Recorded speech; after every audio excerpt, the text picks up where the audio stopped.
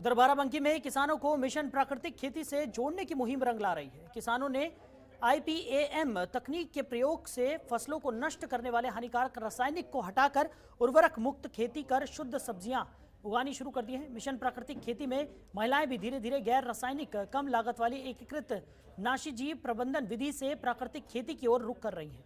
इससे कुछ समय में अच्छी पैदावार होने के साथ साथ महिलाओं की अच्छी कमाई भी हो रही है। अधिकारी एकता सिंह ने निर्देश दिया और जिस पर कृषि विभाग ने किसानों को IPAM विधि से प्राकृतिक खेती के लिए प्रशिक्षित भी किया है।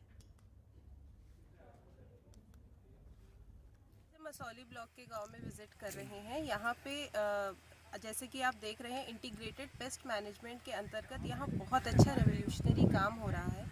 जनरली हम अपने खेतों में जो पेस्टिसाइड्स यूज़ करते हैं बहुत ही हार्मफुल होते हैं। इसकी जगह पेस्ट को ट्रैप करने के लिए मैकेनिकल तरीके यहाँ पे यूज़ किए जा रहे हैं। जैसे कि आप देख रहे हैं, यहाँ पे फनल ट्रैप का इस्तेमाल किया है, जहाँ पे लीफ माइनर जैसे पेस्ट को ट्रैप किया जा सकता है। लाइट ट्रैपर है जिसमें अलग अलग पेस्ट ट्रैप हो सकते हैं। ब्लू येलो स्टिक के माध्यम से भी ट्रैप हो रहे हैं। फेरोमोन ल्योर है जिसके माध्यम से भी, वाइट फ्लाई है, एफिड्स है, अलग अलग तरीके के पेस्ट है। एक स्पेसिफिक मैकेनिकल मैकेनिज्म एक स्पेसिफिक पेस्ट के लिए है। इसकी जानकारी हम यहाँ पे किसानों को दे रहे हैं। किसान इसका प्रयोग भी कर रहे हैं और जैसे कि आप देख रहे हैं, हम लोगों ने किसानों से बात किया फील्ड में आके, बहुत उन्हें बेनिफिट हुआ है। जो वो पेस्टिसाइड्स हार्मफुल यूज़ कर रहे थे, एक तो वो कॉस्ट वाइज भी बहुत ज़्यादा होता है, उसके इफ़ेक्ट्स भी काफ़ी डेंजरस हो सकते हैं। इसके बाद जब ये इस मैकेनिज़्म पे उन्होंने स्विच किया है तो इनको फाइनेंशियली भी काफ़ी ये रीज़नेबल पड़ रहा है और ये हेल्थ वाइज भी हमारी आम जनता के लिए काफ़ी अच्छा है। ये IPM इंटीग्रेटेड पेस्ट मैनेजमेंट है, जिसको हिंदी में एकीकृत नाशीजीव प्रबंधन कहते हैं। इसमें बेसिकली हम लोग ये देखते हैं कि जो कीड़े हैं उनकी प्रकृति को पहचानना और उनके मुताबिक जो है, जो हमारी यांत्रिक विधियाँ हैं या हमारी जैविक विधियाँ हैं या व्यवहारिक विधियाँ हैं, उनका उसके हिसाब से इस्तेमाल करना। क्योंकि हम लोग देख रहे हैं कि सामान्यतः किसान को अगर कीड़ा दिखता है तो जहर डाल देता है। उससे क्या होता है कि लगातार जहरीले रसायनों के प्रयोग करने से जहाँ एक और सब्जियों और फलों में ज़बरदस्त जहर जा रहा है, साथ ही साथ पर्यावरण प्रदूषित हो रहा है और हमारा जो मृदा का स्वास्थ्य है वो भी गड़बड़ हो रहा है।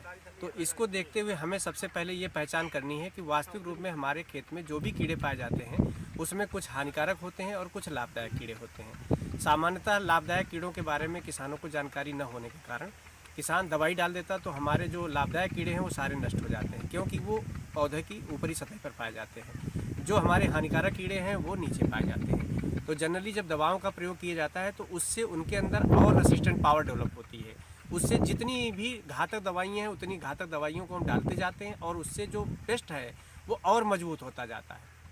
तो इसका प्रभाव ये होता है कि वो सामान्यतः दवाइयों से नहीं नष्ट होते।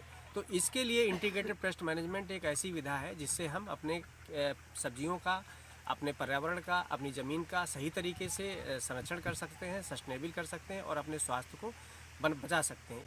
मौर्य है। मैं अक्सर बड़ारी आते जाते रहती हूँ। यहाँ जो छोटे IPM द्वारा जो खेती किसानों ने शुरू की है, उससे किसानों भाइयों को बहुत सा लाभ हुआ है।